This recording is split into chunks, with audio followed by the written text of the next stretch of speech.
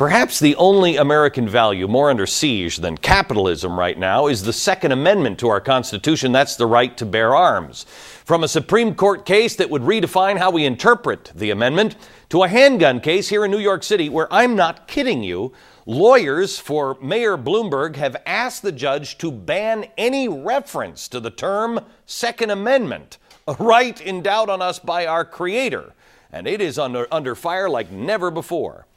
This Saturday, I am honored to be giving the keynote address at the NRA's annual meeting in Louisville, Kentucky. And as we lead up to that, I'll be having a different Second Amendment advocate on every night.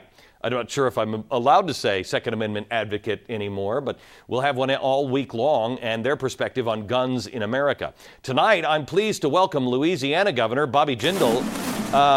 Governor, you are actually the guy that led the campaign in Congress to make sure that no one could ever seize your gun, which people who say, oh, please, you people in the NRA, you need to relax. It actually happened in your state. That's exactly right, Glenn. Thank you for having me on. And by the way, I think the First Amendment protects your right to talk about the Second Amendment. So hopefully Yes. We won't get in trouble for talking about this very important American right. People are shocked. Even some Second Amendment supporters couldn't believe what happened in New Orleans after Katrina in 2005. Over 1,000 guns were confiscated from law-abiding legal gun owners. Now think about that. Wayne LaPierre said it best. He came down here and said it was the first time in America's history that the government, through the use of force, confiscated guns from law-abiding citizens. Never happened before in the history of our country. Governor, I have to tell you, you know what is amazing to me is that the media never covered this. This was buried. Everybody always says, oh, please, no one's coming for your gun. They did, and at a time when the citizens needed them more than ever. That's exactly right. It happened over 1,000 times. Our first responders did a great job, but they couldn't be on every block, at every house, at every moment. Now think about it. You're in your home, it is hot, your windows are open, you don't have electricity, you don't have air. There are rumors or reports of strangers, of people going around looting. People literally put up signs saying, if you loot, we'll shoot.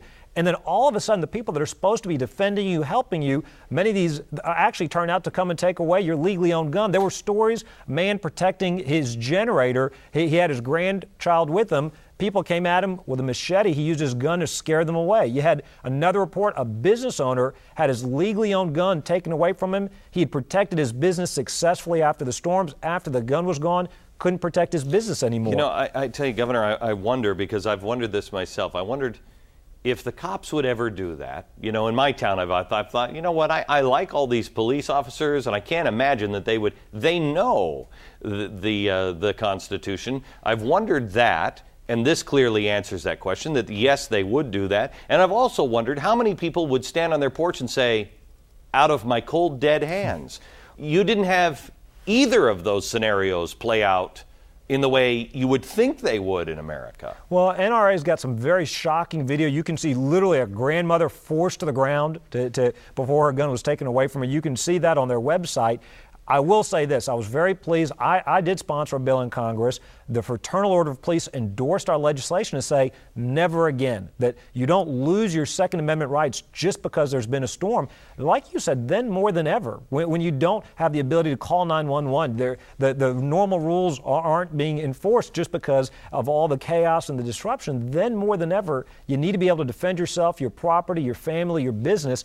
I was very proud the law enforcement agencies endorsed this. They said this is an appropriate thing. You had a lot of naysayers on the House floor come up with just bizarre scenarios that didn't happen in real life.